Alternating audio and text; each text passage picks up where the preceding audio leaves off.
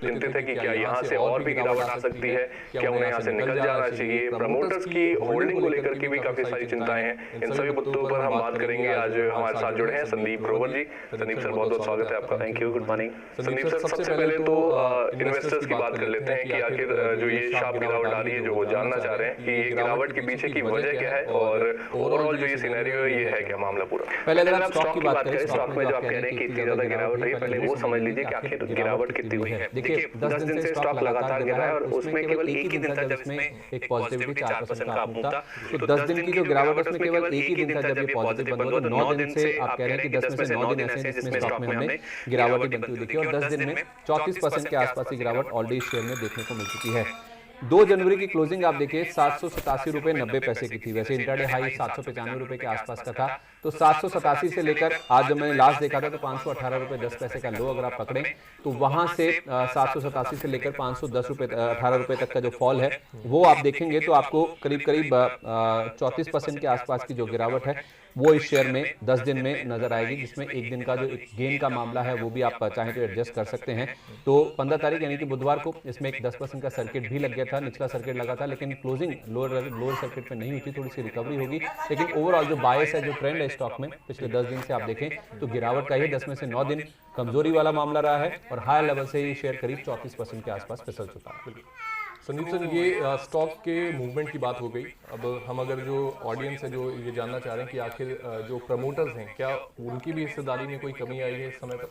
कमी केवल 5 basis point की है, लेकिन दिक्कत जो है प्रमोटर की हिस्सेदारी को लेकर वो ये है कि जिस लेवल पर उन्होंने हिस्सेदारी बढ़ाई थी भाव उसके भी नीचे फिसल चुका है। दरअसल इनके एक प्रमोटर हैं TS कल्याण रमन, उन्होंने करीब 2.36% स्टेक इस कंपनी का खरीदा था। अगस्त 2024 की बात है जब ये वॉरबर्ग फिनकस से हिस्सेदारी खरीदी गई थी और 535 रुपए के भाव पर 1300 करोड़ रुपए खर्च कर ये जो हिस्सेदारी है वो प्रमोटर्स की ओर से खरीदी गई थी।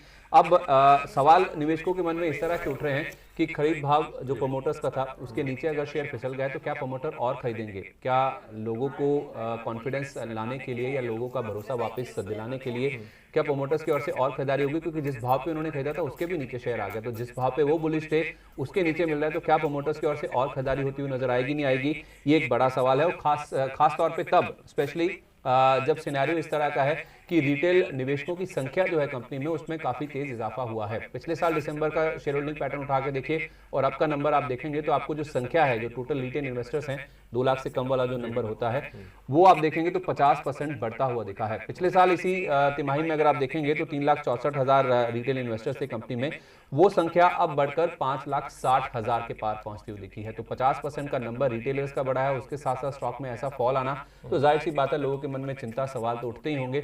और ये जो सवाल है इसी चीज को लेकर है कि क्या प्रमोटर्स अपनी हिस्सेदारी बढ़ाएंगे? अगर वो 535 पे बुलिश थे तो क्या 518, 520 या 500 के आसपास क्या उनकी ओर से और खरीदारी होगी जिससे निवेशकों को भरोसा मिले, कॉन्फिडेंस मिले? बिल्कुल संदीप सर, और ये चीज़ बहुत अच्छे तरीके से संदीप सर ने क्लियर भी कर दी कि पिछले कुछ समय में जो रिटेल पार्टिसिपेंट हैं उनकी काफ़ी ज़्यादा पार्टिसिपेशन बढ़ी है इस काउंटर के अंदर, कल्याण ज्वेलर्स के अंदर। और एक और चिंता जो सर जो हमारे निवेशक हैं वो जता रहे हैं वो ये कि जो प्रमोटर्स ने अपना कुछ जो स्टेक था वो जो गिरवी रखा था उसको लेकर के क्या कुछ है और क्या वो भी दिक्कत आने वाले समय में हमें देखने को मिल सकती है? इनफैक्ट क्लैरिटी अवेटेड है कि आखिर ये जो हिस्सेदारी गिरवी रखी गई है उसका मतलब क्या है, किसको रखी गई है, कब तक इसकी जो टाइमलाइन है इसको छुड़वाने की जो मैनेजमेंट की ओर से आती है, ये हर कोई जानना चाहता है। क्योंकि आपको बता दें वॉरबर्ग फिनकस के साथ जो डील हुई थी उसके बाद प्रमोटर्स का हिस्सा बढ़कर 62.85% पर पहुंच गया था। इससे पहले अगर आप देखें तो प्रमोटर की हिस्सेदारी जून क्वार्टर में 60.59 थी,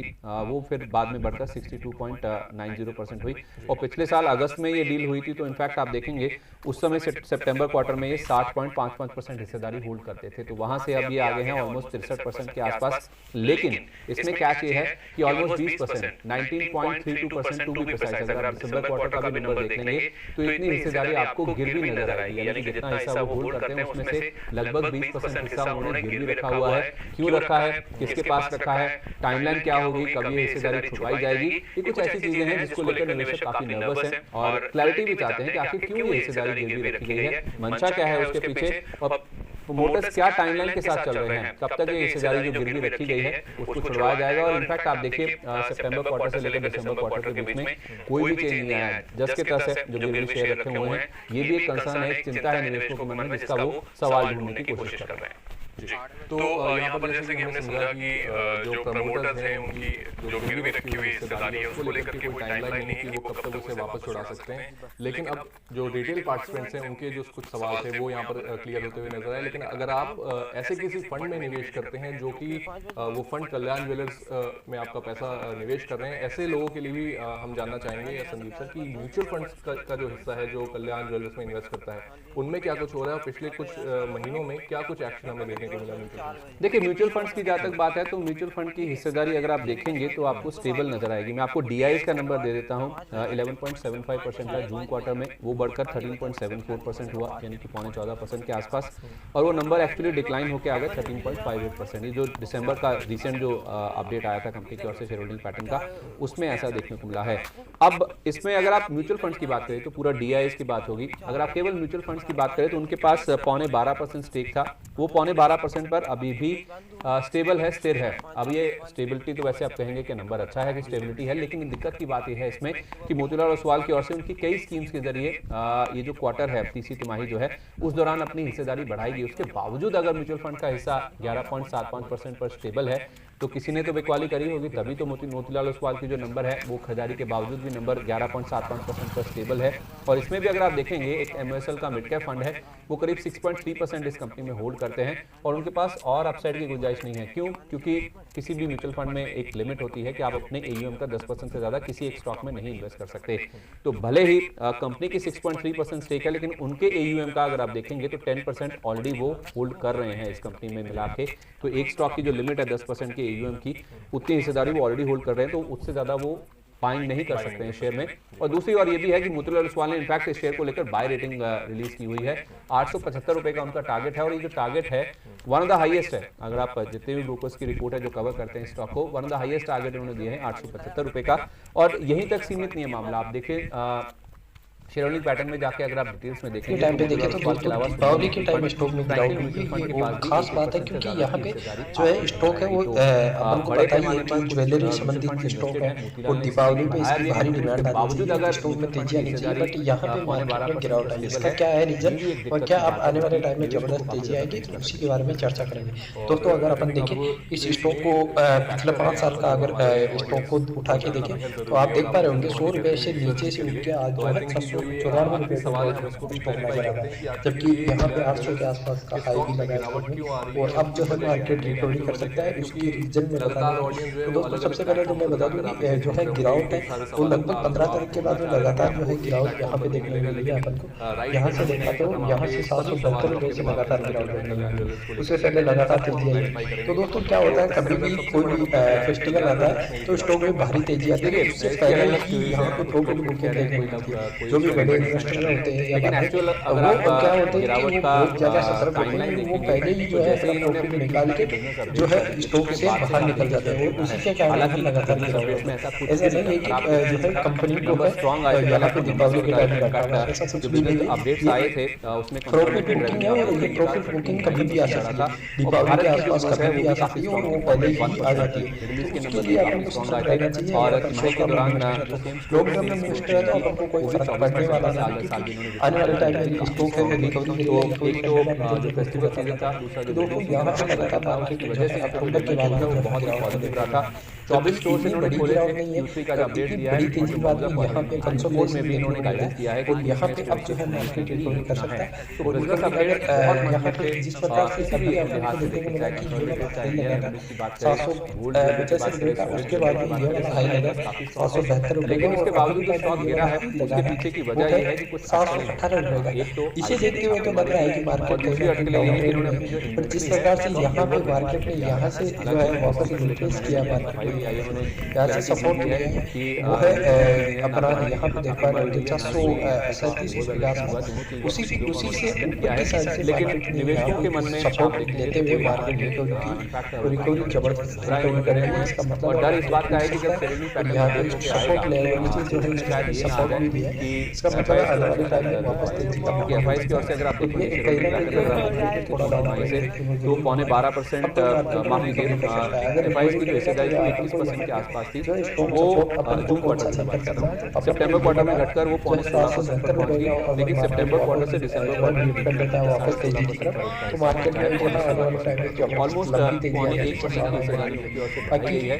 अब अभी बिजनेस मार्केट आने के बाद डाउन है तो थोड़ा सा इंतजार करने की जरूरत है। मार्केट ऐसा को डर थोड़ा है सा बाजार इंतजार में करने कि के शायद बाद एफआईएस की ओर से जो है बड़ी तेजी देखने को मिल सकती है। और जिस प्रकार से अभी के टाइम में मार्केट कहीं ना कहीं जो है अभी तक दिक्कत यही है यहाँ पे तेजी जो आई अटकलें थी हैं और वो तेजी के बाद में वापस जो है एक थोड़ी तो गिरावट आइटम देखने को मिली तो ये कहीं दूसरा ना कहीं इन्वेंट्री थोड़ा का सा सस्ता ओवरवैल्यूएशन करती जिसको है क्योंकि मैनेजमेंट मार्केट ने में डिनाई किया है, उसमें उसके जो है बावजूद आने वाले वीक में गिरावट देखने को मिल सकती है। लॉन्ग टर्म की बात करें तो लॉन्ग टर्म में मार्केट जरूर रिट्रेस करेगा और जिस प्रकार से कंपनी का यहाँ पे नाम है उसे देखते हुए लग रहा है कि मार्केट कहीं ना कहीं जाने वाला है। मार्केट जिस प्रकार से पिछले 3 साल में तेजी दिखाई है आने वाले टाइम में भी तेजी आने की संभावना है।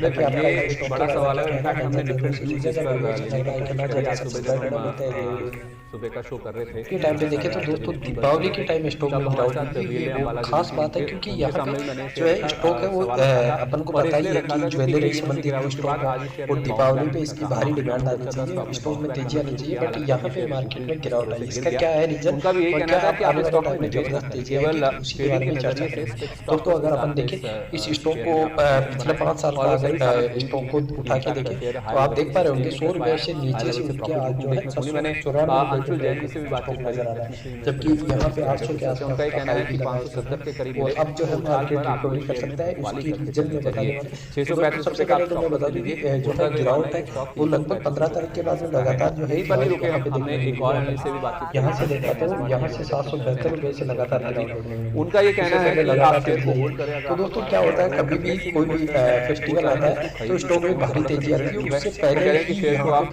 480 जो भी बड़े इन्वेस्टर होते हैं या बात वो क्या होते हैं कि वो बहुत ज्यादा सतर्क होते हैं, वो पहले ही जो है अपना प्रॉफिट निकाल के जो है स्टॉक से बाहर निकल जाते हैं। उसी के कारण जो है लगातार गिरावट होती है। ऐसा नहीं है कि जो है कंपनी को है यहाँ पे दीपावली के टाइम में रखा हुआ है, ऐसा कुछ भी नहीं है। ये प्रॉफिट बुकिंग है और ये प्रॉफिट बुकिंग कभी भी आ सकती है, दीपावली के आसपास कभी भी आ सकती है और वो पहले ही आ जाती है। तो उसके लिए अपन को सतर्क रहना चाहिए। अगर आपका लगाव है शेयर को लेकर लॉन्ग टर्म में इन्वेस्ट करें तो अपन को कोई फर्क पड़ने वाला नहीं, क्योंकि आने वाले टाइम में स्टॉक है वो रिकवरी करेगा ट्रेडिंग के लिए आप इसमें दोस्तों यहाँ से लगातार मार्केट जो है अक्टूबर के बाद में गिरावट को लेकर जबकि इतनी बड़ी गिरावट नहीं है, इतनी बड़ी तेजी के बाद में यहाँ पे कंसोलिडेशन देखने को मिला और यहाँ पे अब जो है मार्केट रिकवरी कर सकता है। और रिकवरी अगर यहाँ पे जिस प्रकार से अभी आपको देखने को मिला कि सभी को बहुत ही बेहतरीन तरीके से 785 रुपये का उसके बाद में ये वाला 772 रुपये का और अपन का जो ये वाला लगा है वो है 718 रुपये का।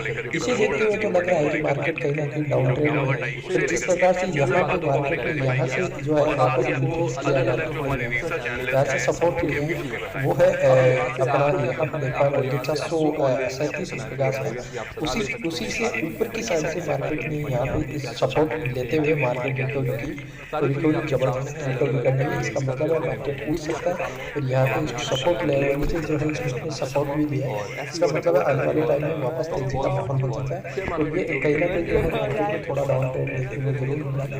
अब जो मार्केट में रिकवरी कर सकता है, अगर रिकवरी करेगा तो अपन को यहाँ पे जो स्ट्रॉन्ग सपोर्ट अपन को कौन सा लेकर चल रहा है तो अपन को ये वाला जो है 772 रुपये का अगर मार्केट वापस जो है बीट कर देता है वापस तेजी की तरफ